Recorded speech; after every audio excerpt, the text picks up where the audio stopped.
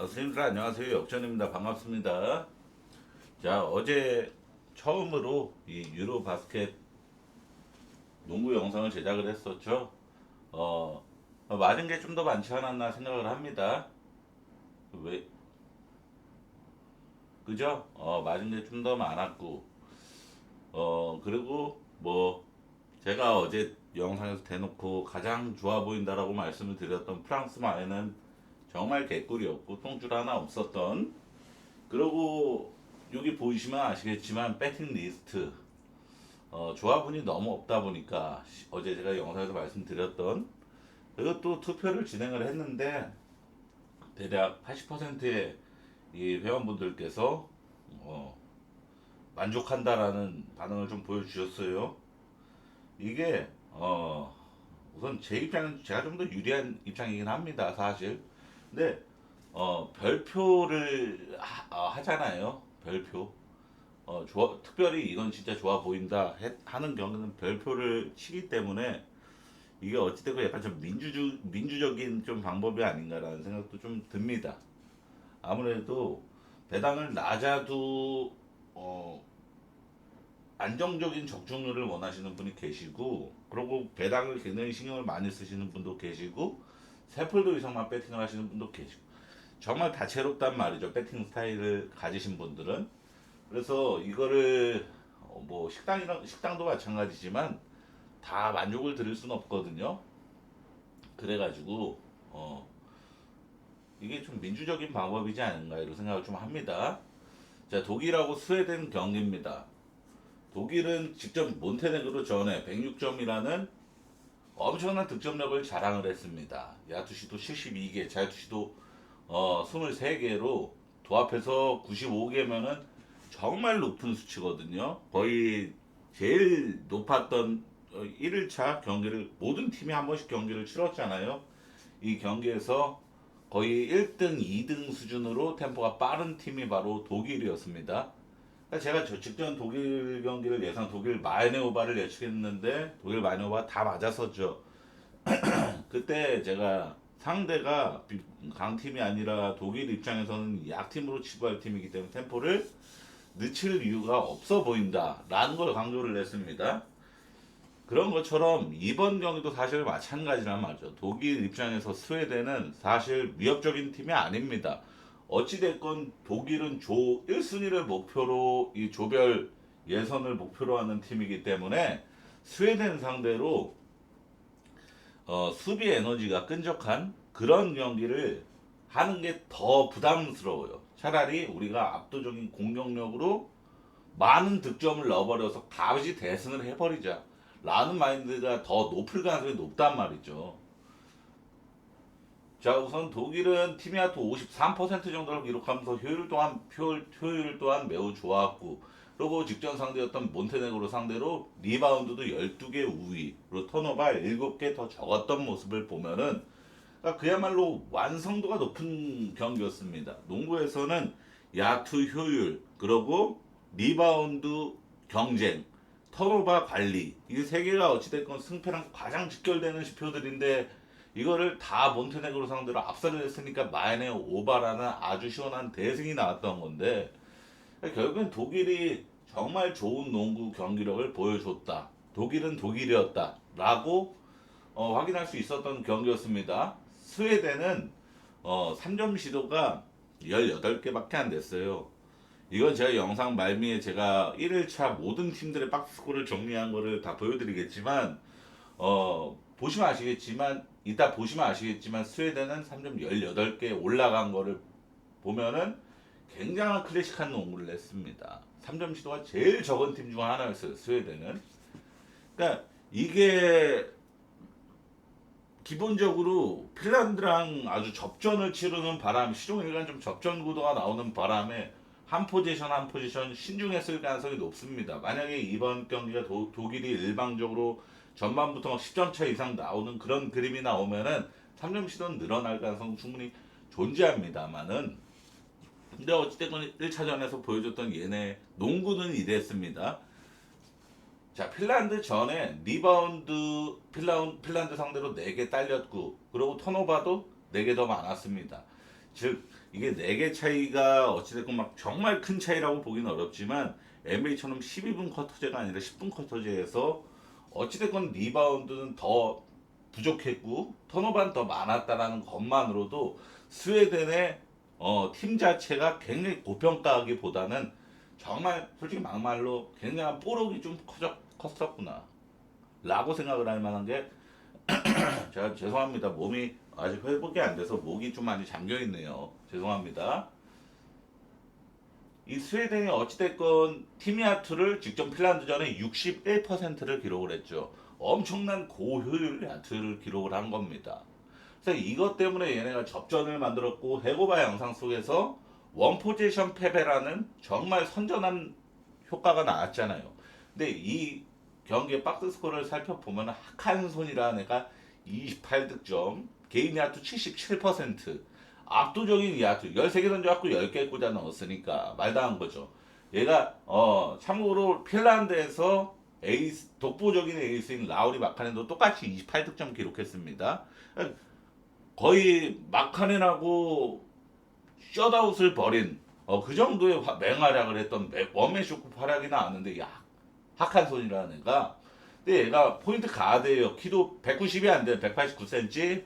농구 선수 치고는 작은 편이고 이 친구가 그러고 24, 25 국가대항전 말고 얘가 소속된 리그에서 경기를 치렀던 거는 이게 스페인 리그입니다. 스페인 1군 리그에서 주전도 아니었어요. 핵심 식스맨 정도. 평균 출전 시간이 22분 정도고 평균 득점이 10점이 안 됐습니다. 포인트 가드인데 어시스트 개수가 굉장히 많은 편도 아니었고 그러니까 즉 어떻게 해석할 수 있느냐 딱 이겁니다. 핀란드의 이 앞선 수비가 완전 그냥 허벌이었다. 혹은 얘가 그냥 컨디션이 미친 날이었다. 켈리 우브레 주니어도 엄청난 완전 전임맨이지만 엄청난 컨디션 좋은 날은 미친 활약을 해갖고 막 40몇 득점 이렇게 기록한 날도 있단 말이죠. NBA에서도. 그런 것처럼 이렇게 한 명씩 미치는 날이 스포츠에서는 존재하는데 그런 날이었을 수도 있다라는 생각을 해야 됩니다.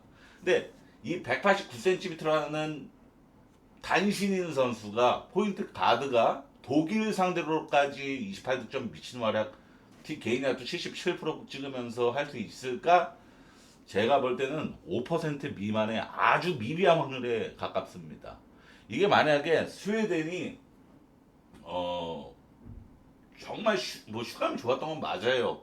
개인 팀 야투를 61%를 기록을 했으니까 야투가 정말 좋았던 건 많은데 이게 대부분의 2점 슛이었어요. 3점 슛은 3점 시도 자체가 18개밖에 안 됐으니까 정말 적은 수치였고 근데 이 독일이라는 기본적으로 모든 선수들이 신장이 슈레더를 제외한 대부분 모든 선수들이 신장이 다 큰 팀 상대로 이게 가능할까 생각을 했을 때 저는 불가능하다고 봐서 독일 마엔 오바 보는데 여기서 좀 더 좋아 보이는 쪽은 솔직히 독일 마엔입니다.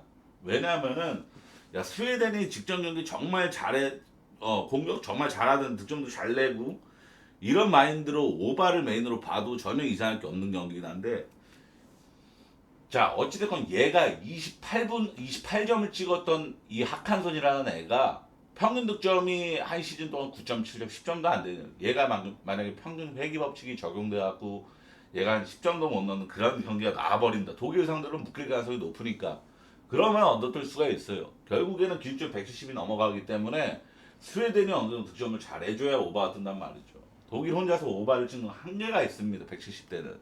독일이 이 10분 쿼터제에서 아무리 많이 넣어봐야 100점 언저리 그 정도 수준이잖아요. 110점 넘는 것도 정말 희박한 수준에서 나오는 거고 야투 진짜 막 3점 50% 이상 치키는 건 110점 넘기 힘들어요. 그러면은 스웨덴이 얼마나 충분히 득점력을 과시할 수 있느냐 하는 건인데 이거는 사실 직전에 뽀록이 많이 터졌다라는 진단밖에 나올 수가 없습니다. 그럼 저 독일 마엔이 좀 더 좋아 보이고 오바 쪽도 나쁘진 않다. 이렇게 좀 분석이 된 경기입니다.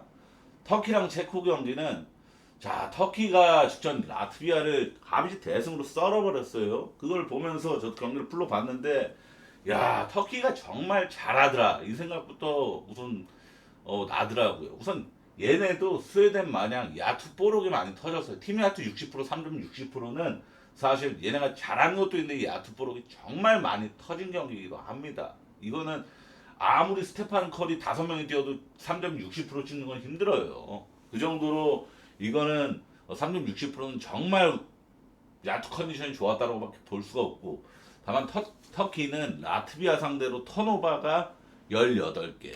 그래도 턴오버는 5개 더 많았거든요. 라트비아 상대로. 그런 거 봤을 때 얘네가 경기력이 어느 정도 이 뽀록이 줄어들면은 다소 그 우리가 흔히 말하는 야 직전 경기 진짜 잘하다니면 이번 경기는 왜 이러냐 이런 얘기가 절로 나오는 경기력이 나올 수도 있단 말이죠. 기본적으로 턴오버 관리는 그렇게 좋지 못한 지표를 보여주기 때문에. 근데 리바운드는 이 라트비아라는 피바 랭킹 7등인가 8등인가 하고 있는 아주 강팀 상대로 17개 차이를 내면서 압살을 냈다는 점 정말 고평가할 만합니다.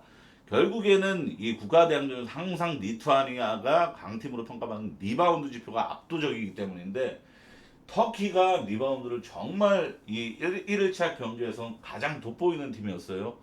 이게 아시다시피 NBA에서 리바운드 가장 좋은 팀인 휴스턴의 주전 센터 알프레드 센구리가 있어서 이런 효과가 더 빛이 나지 않나 이런 생각을 합니다. 그리고 경기 본 입장에서 제일 눈에 띄었던 건 바로 세디 오스만이었죠. 세디 오스만은 NBA를 좋아하시는 분들은 아시겠지만 클리블랜드라는 강팀에서도 벤치 리더 출신이었죠.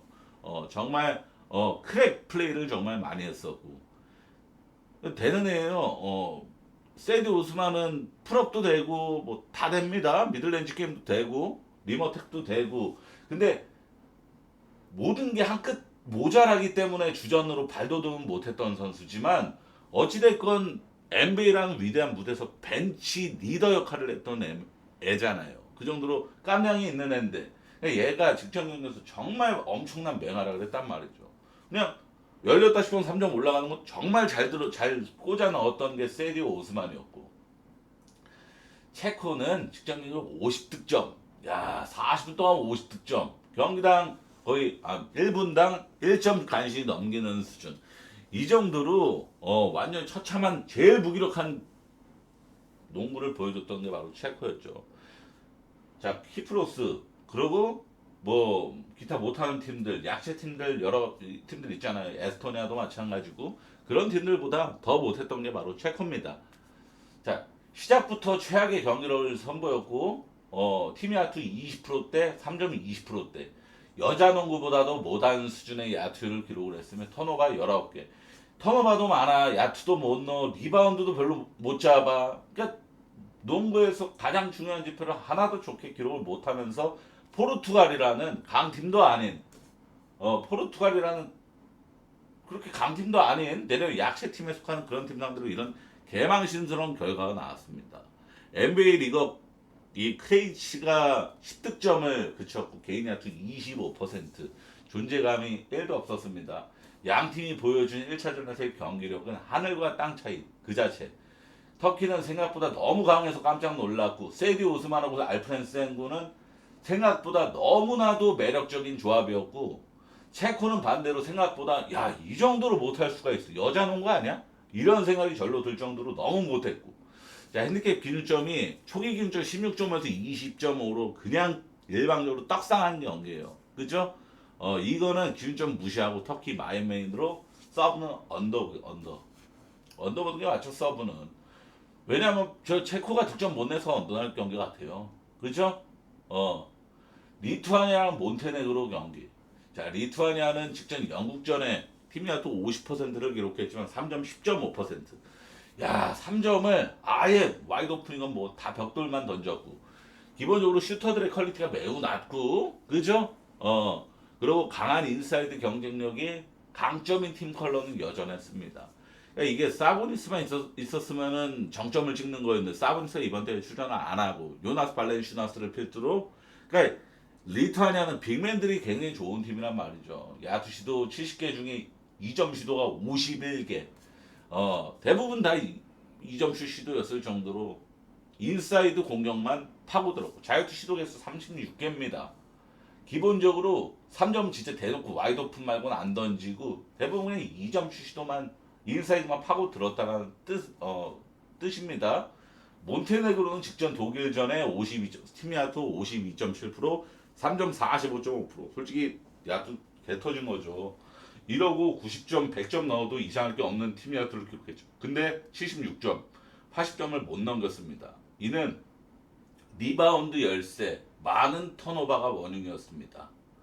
그러니까 결국에는 이 좀 약간 상성 느낌이란 말이죠. 몬테네그로는 NBA에서도 굉장히 좋은 빅맨인 부세비치가 있지만 부세비치가 아시다시피 시카고에서도 리바운드를 잘 잡는 센터는 아닙니다. 그래서 시카고가 리바운드가 좋은 팀은 아니죠. 되려 부세비치보다 조시기리가 리바운드 더 잡는 경기가 더 많았습니다. 되려 무슨 말인지 아시죠?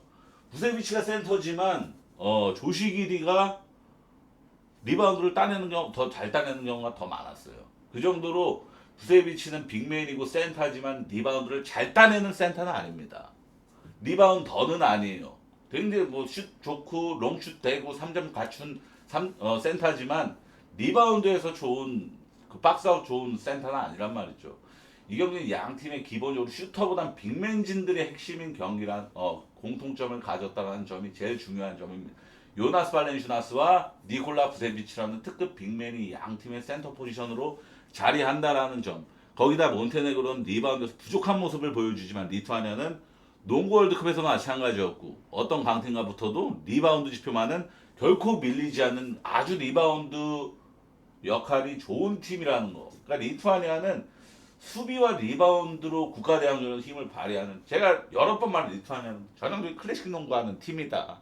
양궁 컬러가 전혀 없고 인사이드에서 우겨넣기 팁인 리바운드 잡고 오펜스 리바운드 잡고 한 번 더 공격하는 이런 게 매력적인 팀이고, 몬테네그로는 사실 니콜라 부세비치가 사실상 이롭지 않은 에이스를 잡는 것부터가 야투 컨디션 바를 굉장히 많이 탈 수밖에 없죠. 근데 리투아니아 상대로 야투 터질 가능성이 희박하죠.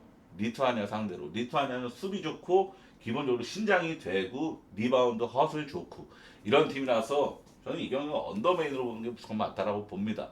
언더메인으로 서브는 리투아니아 마엔. 결국에는 몬테네그로, 이게 오바나는 시나리오는 제가 봤을 때는 몬테네그로의 야투가 터지는 것 말고는 없는데 그게 리투아니아 상대로는 힘들 거라고 봐요. 역상성이라서 이렇게 봅니다. 에스토니아랑 라트비아 경기는, 에스토니아는 이번 유로바스켓 직전 1일차 경기에서 파워랭킹 1등 팀이 세르비아거든요. 요키치가 있고 기타 나머지 선수들도 엄청나게 유로농구에서도 핵심 선수들이 굉장히 많이 포진되어 있어서 이번 유로바스켓의 파워랭킹 가장 전력이 높다라고 평가받는 팀은 세르비아인데, 세르비아 상대로 당연히 가비지 패배 당했고 그리고 64점밖에 못 넣었잖아요. 선전했다라고 봐야 되는데 팀 야투 36.1%, 3점 22%, 야투는 더 못 넣었어도 이거는 솔직히 할 말 없죠. 에스토니아가 세르비아 상대로 야투 꼬라박은 거는 전혀 이상할 게 없는 일입니다. 야투 시도가 근데 72개였어요. 자유투 시도가 6개밖에 안 됐지만 야투 시도는 그래도 70대를 넘기면서 상당히 많은 편이었다라는 점. 그러니까 에스토니아가 약체 팀도 좀 종류가 있습니다. 지고 있는데도 그냥 지공 때리는 멍청한 팀들이 있고, 이번 에스토니아처럼 무지성으로 그냥 냅다 그냥 야투 그냥 빠르게 올라가 버리는 그런 팀인데, 에스토니아는 좀 템포가 빠른 편이었어요. 지표를 봤을 때. 라트비아는 홈 개막전에서 개망신을 당했습니다. 얘네도 공동 개최국이기 때문에 홈에서 지금 경기를 펼치고 있거든요. 직전 터키전에 팀 야투 30%대 3점 34.2%. 야투 컨디션도 엉망이었고 리바운드도 압살을 당했고, 전형적으로 약팀이 강팀한테 철저히 그냥 완전히 지려 밟히는 그런 식으로 밟혔던 게 라트비아입니다. 라트비아의 이 졸전 원흉은 NBA 리거 2명이었어요. 포르징기스가 개인 야투 25%, 3점 5개 던져갖고 하나도 못 넣는 득실 마진 마이너스 17, 민폐 끼쳤고, 그리고 NBA에서 굉장히 오랜 시간 뛰다가 지금 유로농구에 가 있는 베르탕스, 다비스 베르탕스 역시도 3점 6개 던졌고 하나 성공, 득실 마진 마이너스 15. 이 원투펀치라고 볼 수 있는 두 명이 똥을 싼 게 제일 원흉이었습니다. 그러니까 라트비아가 홈에서 치르는 경기에서 가장 취약체 중 하나인 키프로스 다음으로 약체로 꼽히는 에스토니아 상대로 또다시 이런 터무니없는 야투를 기록할 가능성은 제가 봤을 때 한 30% 미만이다. 이렇게 봅니다. 왜냐하면 라트비아가 피바 랭킹 기본적으로 7, 8위 최상위권에 있는 팀이고 기본적으로 라트비아는 굉장히 공격에 좀 특화된 팀이에요. 3점 양궁 컬러가 명확하고 그러니까 고급스러운 일본의 상위 호환이라고 보시면 돼요. 일본의 상위 호환. 근데 진짜로 직접적으로 보신 분들은 아시겠지만 포르징기스는 알프렌센과 그냥 개발렸고 다비스 페드 타운스는 정말 무리하게 3점 그냥 뭐 정말 그냥 무리하게 그냥 거리 상관없이 캐치앤슛 3점 오질나게 올라가는데 그게 다 튕겨 나왔죠. 그러니까 그런 진짜 급급한 게 보였잖아요. 지고 있으니까 어떻게든 따라잡고 홈이니까 급급한 게 보여서 값이 썰렸고 근데 에스토니아 상대로는 라트비아가 이거는 그냥 직전 경기에 라트비아 맞아? 완전 다른 팀이네 이런 생각이 들 가능성이 매우 높단 말이야. 이게 직전 경기 얘네가 졸전을 보였기 때문에 에스토니아 상대로 그나마 15.5 받은 겁니다. 라트비아 마인메인으로 서브는 5바 볼게요. 이건 라트비아가 저는 이번엔 최소 90점 이상 무조건 넘긴다라고 보고 가겠습니다. 핀란드랑 영국 경기는 영국은 직전 리투아니아 상대로 인사이드에서 매우 강력한 팀을 상대로 야투 32.8% 3점 20%대 처참하게 야투를 기록한 건 인정할 만한 부분입니다. 리투아니아가 수비가 좋은 팀이기 때문에 얘네 상대로 야투 꼬라박은 거 인정. 그러나 그럼에도 70득점을 기록하면서 최소한의 득점을 정말 무기력하면 50점대 60점대로 꼬라박진 않고 70점을 걸친 거는 정말 높이 사야 된단 말이죠. 왜냐? 얘네가 템포가 정말 빨랐어요. 야투수가 61개, 자유투수가 31개면은 야투 굉장히 자유투수가 30개면 정말 많은 편이었기 때문에 그러니까 심판이 굉장히 콜을 많이 부르는 것도 감안을 하더라도 야투 시도 자체는 굉장히 많은 편. 템포는 진짜 빠른 편이었다. 최소 베스트 5 안에 들 정도로 빠른 수준이었다. 핀란드는 직전 스웨덴전에 엄청나게 빈약한 수비력을 선보인 팀입니다. 참고로 핀란드가 직전 스웨덴전에 아까 제가 말씀드렸던 스웨덴이 팀이 야투 61%를 기록했다고 말씀드렸죠. 스웨덴이 피바 랭킹 남자농구 49등, 영국이 48등이란 고만고만한 수준이란 말이죠. 어느 바기는 좀 170대로 너무 높게 체감되긴 하지만 핀란드에 제가 직접 봤지만 진짜로 수비 아예 안 되는 모습. 정말로 오죽하면 그 스페인 리그에서 평균 득점 10점도 안 되는 9점대가 28득점을 찍었겠습니까? 개인이 70%대 찍어가면서. 그러니까 핀란드는 수비 진짜 안 되고 그러고 영국도 템포 빠르고 이 정도 확인했으면 오바 무는 게 맞죠. 이 정도 확인했다? 오바. 자, 포르투갈하고 세르비아 경기는 기준점이 안 떴는데 제가 해외 업체 보니까 대략 한 30.5, 29.5 이 정도 받은 핸디는 어노반 뭐였죠? 어노반 165.5 이 정도 받을 건데 언더 볼게요 언더. 핸디는 너무 부담스럽고 사실 이런 거는 왜 언더를 보느냐 딱 이거 하나입니다. 사실 세부 분석은 안 했는데 요키치가 직전 경기에서 21분인가 거의 절반밖에 안 뛰었고 그리고 니콜라 요비치도 19분인가밖에 안 뛰었고 그러니까 지금 세르비아가 이 조별 예선에서 진심 펀치 없음. 그냥 우리 거의 연습 경기 한다 친선 경기 한다는 마인드로 하고 있단 말이죠.